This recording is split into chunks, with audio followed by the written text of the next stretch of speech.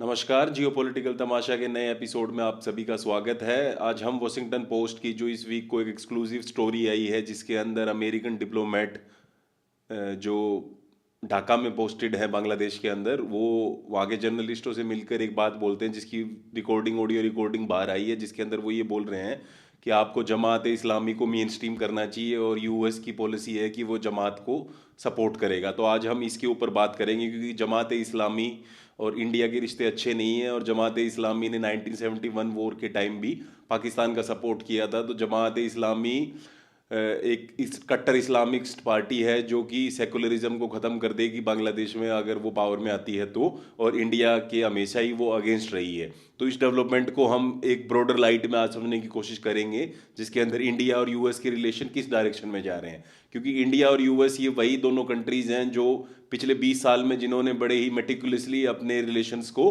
Build किया है और एक नॉर्मल पार्टनरशिप, कंप्रिहेंसिव पार्टनरशिप से स्ट्रेटेजिक पार्टनरशिप पे आ गए हैं। स्ट्रेटेजिक पार्टनरशिप जिसके अंदर इंडिया और यूएस मिलके क्वाड जैसी जो मल्टीलैटरल फोरम है उसमें इंडियन पैसिफिक रीजन के अंदर टारगेट कर रहे हैं चाइना जैसी कंट्रियों को और उनको काउंटर करने की कोशिश कर रहे हैं। तो ये जो एक स्ट्रेटेजिक पार्टनरशिप थी दोनों कंट्रीज़ के बीच में, क्योंकि दोनों कंट्रीज सबसे पुरानी डेमोक्रेसीज में से एक है दुनिया की। सेकेंडली दोनों कंट्रीज़ ह्यूमन राइट और मल्टीकल्चरलिज्म में बिलीव करती हैं।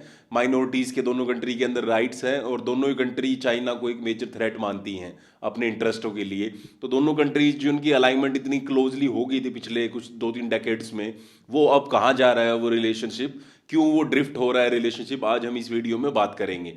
तो जैसे कि हम सबको पता है कि जो ये ट्रम्प एडमिनिस्ट्रेशन जब से आया है तब से ही इंडिया और यूएस का जो रिलेशनशिप है वो सेंटर स्टेज हो गया है और सबके फोकस में आ गया है। लेकिन ये बात यहाँ से स्टार्ट नहीं हो रही, ये बात स्टार्ट हो गई थी बाइडेन जब इनॉग्रेट हुए थे 2020 में प्रेसिडेंट बने थे तब से ही, क्योंकि बाइडेन के प्रेसिडेंट बनने से पहले प्रेसिडेंट ट्रंप इंडिया में आए थे और इंडिया में उनका एक प्रोग्राम रखा गया था अहमदाबाद में जिसका नाम था हाउडी ट्रंप।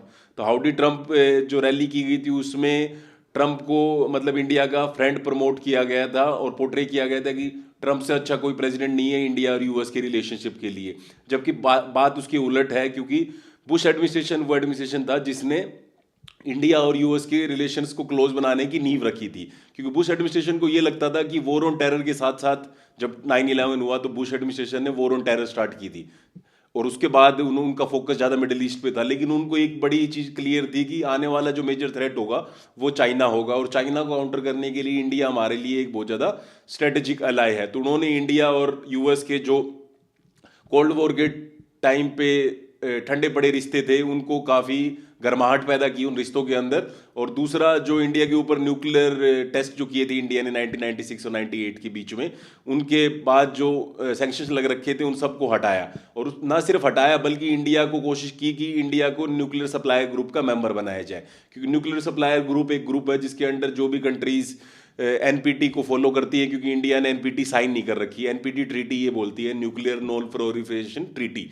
ये ट्रीटी बेसिकली ये बोलती है कि कोई भी कंट्री सिविलियर पर्पस के लिए ही न्यूक्लियर एनर्जी का यूज़ करेगा, मिलिट्री पर्पस के लिए यूज़ नहीं करेगा। और 5 कंट्रीज ही ऐसे हैं जिनको अलाउड है वो मिलिट्री पर्पस के लिए न्यूक्लियर एनर्जी को यूज़ कर सकते हैं, जिसके अंदर इंडिया नहीं है। तो जिन भी कंट्रीज ने न्यूक्लियर बॉम्ब बना रखा है, जैसे इंडिया हो गया, नॉर्थ कोरिया हो गया या इजराइल हो गया या पाकिस्तान हो गया, इन्होंने एनपीटी साइन नहीं कर रखी है या कर रखी है तो इन्होंने विड्रॉ कर लिया। क्योंकि एनपीटी ट्रीटी इनके ऊपर ऑब्लिगेशन लगाती है कि आप न्यूक्लियर एनर्जी को, न्यूक्लियर मतलब जो न्यूक्लियर है उसको मिलिट्री पर्पस के लिए यूज नहीं करोगे, सिर्फ सिविलियन पर्पस के लिए यूज कर सकते हो, बिजली बनाने के लिए, पावर जनरेशन के लिए, इन सब चीजों के लिए, लेकिन आप इनका यूज मिलिट्री वाली फील्ड में नहीं करोगे।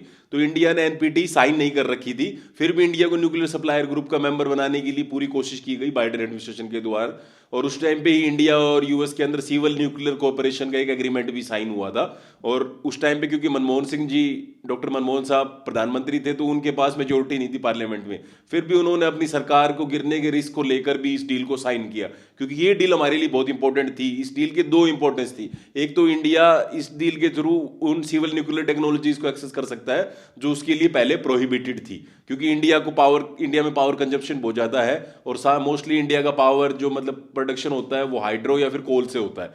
तो ये एक ज़्यादा क्लीनर और सेफर वे है न्यूक्लियर पावर को यूज़ करके एनर्जी को क्रिएट करना, जो कि हमारी इंडस्ट्रीज और होम्स को बहुत ज़्यादा ज़रूरत है, क्योंकि इंडिया में इतनी ज़्यादा पॉपुलेशन है तो पावर की कंजप्शन भी ऑब्वियसली बहुत ज़्यादा है। तो इंडिया ने ये nuclear civil nuclear agreement India और यूएस ने साइन किया। तो उसके बाद इंडिया की और यूएस की जो स्ट्रेटेजिक कंप्रिहेंसिव पार्टनरशिप थी वो स्ट्रेटेजिक में बदलती गई और ओबामा एडमिनिस्ट्रेशन के दौरान और ज्यादा करीब हो गई। लेकिन ट्रम्प एडमिनिस्ट्रेशन के टाइम पे जो इंडिया और यूएस के रिलेशन अच्छे थे फर्स्ट ट्रम्प एडमिनिस्ट्रेशन के टाइम पे, क्योंकि उस टाइम पे ट्रम्प का सारा फोकस चाइना के ऊपर था, चाइना उनके लिए मेन थ्रेट था। और इंडिया ने क्वाड नाम की एक ऑर्गेनाइजेशन है जिसके अंदर इंडिया, जापान, ऑस्ट्रेलिया और यूएस मेजर प्लेयर्स हैं। अब इन 4 कंट्रीज ने मिलकर एक क्वाड्रिलेटरल सिक्योरिटी अलायंस बना रखा है। इसका मेन पर्पज ये है कि चाइना को इंडो और पैसिफिक रीजन के अंदर काउंटर करना है, क्योंकि चाइना एक इंडियन ओशियन और पैसिफिक ओशियन बेस्ड पावर है। तो इस एरिया के अंदर चाइना की एक्टिविटीज को कैसे कंट्रोल किया जाए, चाहे वो साउथ चाइना सी हो, चाहे वो स्टेट ऑफ मलक्का हो या स्टेट ऑफ हॉर्मुज हो, यहाँ पर कैसे चाइना को काउंटर किया जाए, इसके लिए ये क्वाड्रिलेटरल सिक्योरिटी अलायंस बनाया गया था, जिसका इंडिया एक मेन की अलाय था, की पार्टनर था इस क्वाड्रिलेटरल सिक्योरिटी अलायंस के अंदर। लेकिन जब हाउडी ट्रम्प वाली जो समिट हुई, जो इवेंट हुई, उसके बाद से रिश्ते खराब होने लगे, क्योंकि ट्रम्प साहब चुनाव नहीं जीत पाए और बाइडेन एडमिनिस्ट्रेशन पावर में आ गया। तो उनके मन में पहले तो ये था कि ट्रम्प को बहुत ज्यादा प्रमोट किया गया मोदी गवर्नमेंट के द्वारा और कहीं ना कहीं डेमोक्रेट्स को टारगेट किया गया। तो डेमोक्रेट्स जब पावर में आए तो डेमोक्रेट्स ने आते ही ह्यूमन राइट्स और इन चीजों को मेजर इश्यूज बना लिया इंडिया और यूएस के रिलेशनशिप में, क्योंकि इंडिया के अंदर जब से मोदी गवर्नमेंट आई है तब से ह्यूमन राइट को लेकर इंटरनेशनल मीडिया बोलता रहता है और ये कंसर्न भी है, क्योंकि इंडिया में मोदी गवर्नमेंट में कई ऐसे मिनिस्टर हैं जो खुलेआम माइनॉरिटीज के खिलाफ बोलते हैं, जबकि इंडिया का फैब्रिक ऐसा नहीं है। इंडिया का एक सेकुलर फैब्रिक है जिसके अंदर सारी कम्युनिटी साथ रहती हैं। और मेन बात ये भी नहीं है, मेन बात ये है कि इंडिया की एक सॉफ्ट पावर है। हार्ड पावर तो बहुत सारी कंट्रीज के पास है, लेकिन सॉफ्ट पावर होना और भी ज्यादा जरूरी होता है आज की मॉडर्न डे डिप्लोमेसी के अंदर, क्योंकि सॉफ्ट पावर का मतलब है जैसे बॉलीवुड हो गया, क्रिकेट हो गया, ये इंडिया का जो मल्टीलैटरलिज्म है, सबको साथ लेके चलने वाली जो सोच है, तो ये इंडिया, जैसे गांधी है, महात्मा बुद्ध है, ये इंडिया की सॉफ्ट पावर है। तो इंडिया को हमेशा लैंड ऑफ मतलब इंडिया हमेशा एक ऐसी लैंड रही है जो वेलकमिंग रही है सभी लोगों के लिए। तो इंडिया की ये सॉफ्ट पावर है। नेहरू ने भी इसी सॉफ्ट पावर का यूज करके इंडिया को साउथ, ग्लोबल साउथ का लीडर बना के रखा था 1950s और 60s के डेकेड में। तो इंडिया ने ये पावर कहीं ना कहीं खोने लग गया है जब से मोदी एडमिनिस्ट्रेशन आया है, ये जो सॉफ्ट पावर इंडिया के पास थी। लेकिन सॉफ्ट पावर से खाली काम भी नहीं चलता, हार्ड पावर भी हमारे को चाहिए। तो वो तो चलो हमारा इंटरनल मैटर है, लेकिन यूएस इस मैटर में घुसने लग गया और उसने ह्यूमन राइट को एक मेजर कंसर्न बना लिया, जो कि जिसने अनकंफर्टेबल किया मोदी गवर्नमेंट को। और 2024 में जब मोदी को 240 सीट्स आई तो मोदी को ये लगने लग गया कि अब और ज्यादा प्रेशर उनके ऊपर बिल्ड होगा यूएस के द्वारा, क्योंकि मोदी अब कमजोर होने लग गया है। और बीजेपी कुछ लोग ये भी कहने लगे कि इसमें डीप स्टेट जो है यूएस का, जिसमें जॉर्ज सोरोस हो गए या बाइडेन हो गए या कुछ डेमोक्रेट्स हो गए, हिलरी क्लिंटन जैसे, उन लोगों ने इसको सपोर्ट किया है कांग्रेस पार्टी को। और कांग्रेस पार्टी के जो इतने अच्छे नंबर्स आए, 99 और 100 सीट्स लेके में कामयाब हुई है कांग्रेस पार्टी 2024 के इलेक्शंस में, उसमें ये डीप स्टेट का बहुत मेजर रोल है। तो इंडिया और बाइडेन एडमिनिस्ट्रेशन के रिश्ते इसलिए अच्छे नहीं रहे क्योंकि उनको लगने लग गया कि ह्यूमन राइट हो गया या फिर सपोर्ट टू कांग्रेस पार्टी हो गया, इनसे उनके रिश्ते खराब होने लगे मोदी के और बाइडेन के। लेकिन जाते जाते बाइडेन ने एक और अटैक किया, क्योंकि बाइडेन फिर चुनाव हार गए। तो ये काफी रिलीफ मिला मोदी गवर्नमेंट के लिए, क्योंकि मोदी गवर्नमेंट को लगा कि अब ट्रंप वापिस आ गया पावर में, तो ट्रंप साहब तो वैसे ही हमारे अच्छे दोस्त हैं, तो अब हमारे रिश्ते फिर से नॉर्मल हो जाएंगे। और ट्रंप बड़ा ही ट्रांजेक्शनल आदमी है, वो ज्यादा ह्यूमन राइट्स और इन चीजों की बातें करता नहीं है, उसको सिर्फ अपना फायदा देखना है। तो मोदी गवर्नमेंट की कैलकुलेशंस थी, मोदी के जो भी एडवाइजर्स हैं, कि अब ये ह्यूमन राइट वाला जो इशू है ये साइडलाइन कर दिया जाएगा। एक इशू और था बाइडेन के टाइम पे जो इंडिया और यूएस के रिश्तों में जिसने खटास पैदा कर दी, वो है इंडिया की जो इंटेलिजेंस एजेंसी है रो, उसके ऊपर इल्जाम लगे, या इंडिया के होम मिनिस्टर के ऊपर भी इल्जाम लगे। वॉशिंगटन पोस्ट में स्टोरी भी आई थी उस टाइम पे कि वो मतलब लॉरेंस बिश्नोई गैंग जैसे क्रिमिनल नेटवर्क्स का यूज करके इंडिया के एनिमीज को फॉरेन सॉइल के ऊपर टारगेट कर रहे हैं, स्पेसिफिकली कनाडा के अंदर। तो ये इंडाइटमेंट और ये बहुत सारे केसेस चले यूएस के कोर्ट्स में और कनाडा के कोर्ट्स में अगेंस्ट लॉरेंस बिश्नोई और कुछ रो के ऑफिसरों के खिलाफ। तो इससे भी इंडिया और यूएस के रिश्ते खराब हो गए कि यूएस को हमेशा ही कनाडा का प्रोटेक्टर माना जाता है, कि दोनों नेबर्स भी हैं, दोनों क्लोज एलाइज हैं, नेटो पार्टनर्स हैं, नेटो दोनों मेंबर्स हैं। तो ये इसके कारण रिश्ते खराब होने लगे, एक तो ह्यूमन राइट्स और एक कनाडा की सोल के ऊपर जो एक्टिविटीज हो रही थी उनकी वजह से। पर जाते जाते बाइडेन ने एक और पार्टिंग गिफ्ट दे दिया मोदी साहब को, वो है अडानी को इंडाइट कर दिया वहां के डिपार्टमेंट ऑफ जस्टिस ने। अब केस क्या था कि कुछ सोलर से रिलेटेड को केस था कि जिसके अंदर अडानी के जुड़े हुए लोग कुछ पैसा दे रहे थे ताकि उनको सोलर प्रोजेक्ट्स मिल जाए इंडिया के अंदर, जिसके ऊपर उनको करप्शन के चार्जेस लगाकर डिपार्टमेंट ऑफ जस्टिस ने इंडाइट कर दिया वहां पर केस में और उनको समन भेज दिया, जो अभी तक उनको रिसीव नहीं हुआ क्योंकि मोदी गवर्नमेंट उस समन को रोक रही है। अब इस पर दो डिबेट है, कुछ लोग इसको लेकर खुश भी हो रहे हैं कि अडानी को समन भेज दिया क्योंकि अडानी का इश्यू इंडिया में पॉलिटिकल हो गया है। कांग्रेस इसको ये कह रही है कि अडानी मतलब मोदी के फ्रेंड है इसलिए उनको सारे मेजर प्रोजेक्ट्स मिल रहे हैं। तो बात इसमें ये है कि अडानी ऑब्वियसली इंडिया में अडानी का राइज बहुत ज़्यादा तेजी से हुआ है जब से मोदी आए, इस बात में कोई डाउट नहीं है। और ये कंसर्न भी है क्योंकि कुछ ही बिजनेस हाउसेस के हाथ में मेजोरिटी इंडिया के जो क्रिटिकल एसेट्स हैं, इंफ्रास्ट्रक्चर है, जैसे एयरपोर्ट्स होंगे, पोर्ट्स होंगे, वो जा रहे हैं। तो ये हमारे लिए चिंता की बात तो है, लेकिन अडानी की जो फॉरेन इन्वेस्टमेंट है वो हमारे लिए विन विन है क्योंकि इंडिया की गवर्नमेंट इतना पैसा बाहर इन्वेस्ट नहीं करती। चाइना का अपना belt and road initiative project है जिसके अंडर वो पोर्ट्स खरीद रही है दुनिया की मेजर कंट्रीज के अंदर जाके, काफ़ी इन्वेस्ट कर रही है वहाँ पर इंफ्रास्ट्रक्चर प्रोजेक्ट के अंदर। तो अडानी जैसे प्लेयर जो बाहर निकल के, या फिर जैसे हाइफा पोर्ट वाला मामला है इसराइल के अंदर, इसराइल में एक पोर्ट है हाइफा पोर्ट, तो हाइफा पोर्ट पहले चाइनीज कंपनीज को मिल रहा था, बाद में वो अडानी को मिल गया। तो ये हमारे लिए अच्छी बात है क्योंकि इंडिया और इसराइल क्लोज पार्टनर्स भी हैं, और हाइफा पोर्ट के ऊपर अगर चाइनीज मतलब उसको डेवलप करेंगे तो कहीं ना कहीं इजरायली सिक्योरिटी एजेंसी और यूएस सिक्योरिटी एजेंसीज को ये पसंद नहीं आएगा। लेकिन अडानी से उनको कोई दिक्कत नहीं थी उस टाइम पे, तो उनको हाइफा पोर्ट मिल गया। तो ऐसे बहुत सारी इन्वेस्टमेंट कर रखी है अडानी ने श्रीलंका में, ऑस्ट्रेलिया में, जो कि इंडिया के लिए बहुत अच्छी हैं। और इंडिया को इन चीज़ों को प्रमोट करना चाहिए क्योंकि इंडिया अगर खुद गवर्नमेंट पैसा नहीं लगा रही है तो जो हमारे बिजनेसमैन बाहर जा रहे हैं और इन्वेस्टमेंट कर रहे हैं उससे इंडिया की कहीं ना कहीं सॉफ्ट पावर और हार्ड पावर दोनों बढ़ रही हैं और इंडिया में रेवेन्यू जनरेशन भी हो रही है इन चीज़ों से।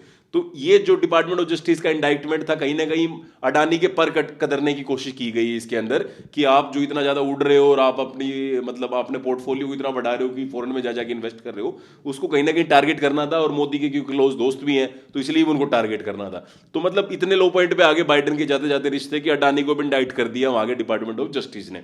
उसके बाद जब ट्रंप आए तो बहुत खुशी हुई इंडिया में, खासकर बीजेपी और बीजेपी से अलाइंड जो लोग हैं, मोदी से जुड़े हुए जो लोग, उन्होंने कहा कि अब तो हमारा यार ट्रंप आ गया है तो हमारे रिश्ते वापिस नॉर्मल हो जाएंगे। लेकिन ऐसा हुआ नहीं क्योंकि ट्रंप इस बार कंप्लीट अलग मूड में आए थे और आते ही उन्होंने इंडिया के ऊपर 50% टैरिफ लगा दिया। 25% तो उन्होंने हर कंट्री पे लगाया कि जिनको वो कह रहे थे कि ये ट्रेड में हमारे साथ धोखा करते हैं और हमारे को मतलब टेकन फॉर ग्रांटेड ले रखा है और WTO में रहने से हमारे को कोई फायदा हुआ नहीं, वर्ल्ड ट्रेड ऑर्गेनाइजेशन में, तो हम टैरिफ लगाएंगे 25% हर कंट्री के ऊपर। प्लस 25% टैरिफ इस बात का लगा दिया कि इंडिया रशिया से ऑयल परचेज कर रहा है और रशिया की वॉर मशीन जो है यूक्रेन में उसको फंड कर रहा है, फाइनेंस कर रहा है। जबकि टर्की जैसे कंट्री जो नेटो के मेंबर है और ट्रंप के काफी क्लोज एलाइज है वो भी रशिया से तेल खरीद रहे हैं और वहां पर गैस पाइपलाइन जा रही है रशिया जिसके थ्रू यूरोप को गैस दे रहा है।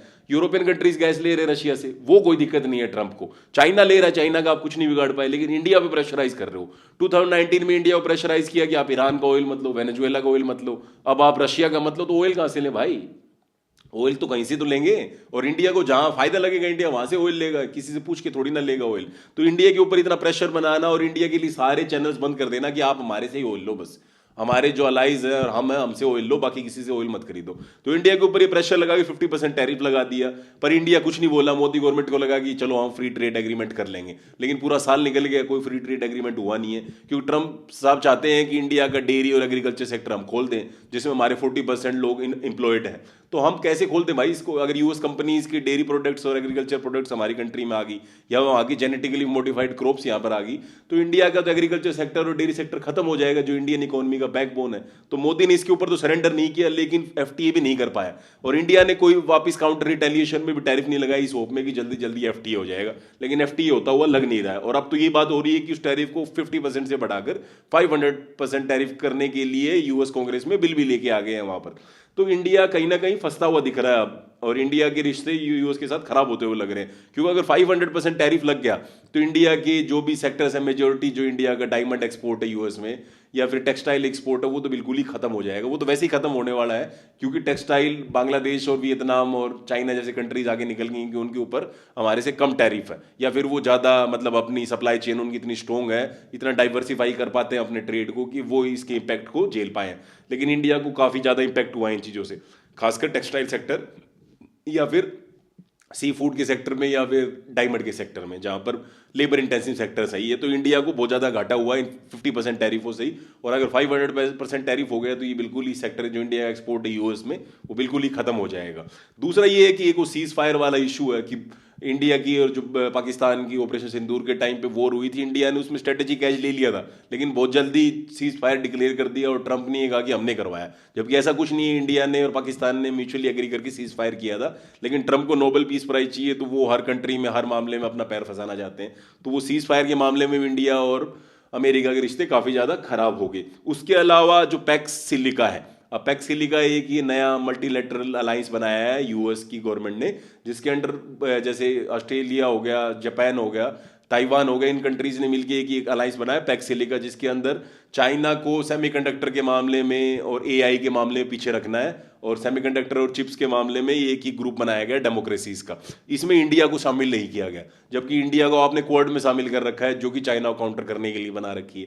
तो पैक्स सिलिका में भी इंडिया को मेंबरशिप देनी चाहिए थी, लेकिन इंडिया को नहीं दी, ना इंडिया को इन्विटेशन दिया कोई ट्रंप एडमिनिस्ट्रेशन ने।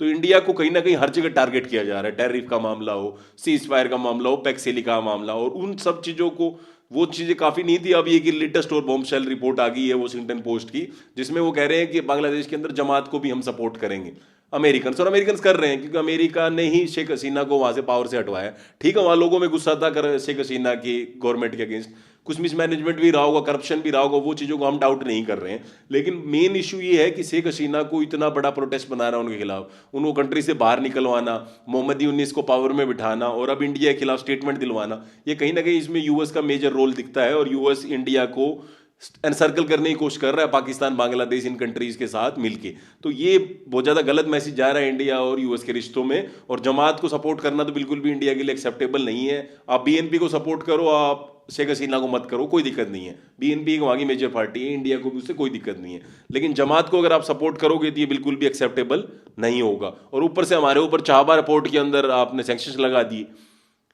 चाबहार पोर्ट हमारी इतनी मेजर इन्वेस्टमेंट थी ईरान के अंदर, पहले हमारे को सैंक्शन वेवर दे रखे थे आपने, अब उसके ऊपर सैंक्शन लगा दिए। तो अगर हमारे पास चाबहार पोर्ट नहीं होगा तो हम कैसे ट्रीट करेंगे सेंट्रल एशियन कंट्रीज के साथ, और कैसे प्रोप अप करेंगे अफगानिस्तान में, काबुल में उस रिजीम को जो लड़ रहा है पाकिस्तान से। तो अगर हमारे को अफगानिस्तान में अपना एक्सेस रखना है, सेंट्रल एशिया में अपना एक्सेस रखना है, तालिबान को पावर में बना के रखना है वहाँ पर, और पाकिस्तान को हमेशा ही परेशान रखना है अफगानिस्तान वाले फ्रंट पे, तो हमारे लिए चाबहार पोर्ट बहुत ही क्रिटिकल एसेट हो जाता है। लेकिन आपने उसको भी टारगेट कर दिया, आप आसिफ मुनीर को व्हाइट हाउस में बुला रहे हो डिनर के लिए, और हमारे चाबहार की इन्वेस्टमेंट को मना कर रहे हो। क्यों? क्योंकि हमने वो ईरान के अंदर पैसा लगा रखा है इसलिए, और अब आप ईरान को भी टारगेट कर रहे हो। ठीक है, ईरानियंस इतने कमजोर नहीं है वेनेजुएला की तरह कि आपके आगे झुक जाएंगे, आप कितनी कोशिश कर लेना, लेकिन ईरानियंस इतनी जल्दी झुकने वाले हैं नहीं। लेकिन आपने जो ये किए हैं एक्शंस, इनसे कहीं ना कहीं इंडिया और यूएस का रिश्ता तो बिल्कुल ही खत्म होने के कगार पे आ गया अब। और जमात वाला जो ये बॉम्बशेल रिपोर्ट आई, इसके बाद तो मुझे नहीं लगता कि अगर इंडियन गवर्नमेंट अभी भी मोदी गवर्नमेंट ये होप कर रही है कि ट्रंप हमारे साथ अच्छे रिश्ते निभाएंगे, तो वो कहीं ना कहीं एक आइवरी टावर में रह रहे हैं, एक ऐसे फैंटेसी वर्ल्ड में रह रहे हैं जिसका रियलिटी से कोई लेना देना है नहीं। और इंडिया को वेकअप कॉल है, इंडिया के लिए जो स्ट्रेटेजिक ऑटोनॉमी जिसको इंडिया बहुत ज़्यादा प्रचार करता था पूरी दुनिया में, वो कहीं ना कहीं अब लिमिटेड हो गई है कि हम यूक्रेन और रशिया से भी बात कर सकते हैं, दोनों कंट्री से एक साथ, या फिर चाइना और अमेरिका से नेगोशिएट कर सकते हैं। अब वो इंडिया के पास जो स्पेस था वो धीरे धीरे कम हो रहा है, और इंडिया को अपनी लेवरेज बढ़ानी पड़ेगी, क्योंकि ग्लोबल पॉलिटिक्स में लेवरेज ही काम आती है। ट्रंप चाइना के आगे झुक गए क्योंकि चाइना के पास रेयर अर्थ मटेरियल्स हैं। इंडिया के पास क्या है ट्रंप को झुकाने के लिए? कुछ है नहीं, सिर्फ बातें हैं। तो इंडिया को कहीं ना कहीं अपनी लेवरेज बढ़ानी पड़ेगी ग्लोबल पॉलिटिक्स के अंदर, और ये हक डिप्लोमेसी इनसे अब काम चलने वाला है नहीं। और ट्रंप एडमिनिस्ट्रेशन को क्लियरली सिग्नल देना पड़ेगा कि हम सरेंडर करने वाले हैं नहीं। और इसमें मैंने आपको बता दिया, चाबहार पोर्ट हमारी सबसे मेजर इन्वेस्टमेंट है। अगर चाबहार में हमने सरेंडर कर दिया तो ये 21वीं सेंचुरी का हमारा सबसे बड़ा ब्लंडर होगा जियो पॉलिटिकल, क्योंकि इससे बड़ा ब्लंडर कुछ नहीं हो सकता जो हमने इतना पैसा लगाया अपना, चाहे हमारे ऊपर सैंक्शंस लग जाए, लेकिन हमारे को चाबहार पोर्ट नहीं छोड़ना चाहिए, वो हमारे लिए बहुत ज़्यादा क्रिटिकल है। और अगर हम उसको छोड़ रहे हैं तो हमारे को उसके बदले में मिल क्या रहा है?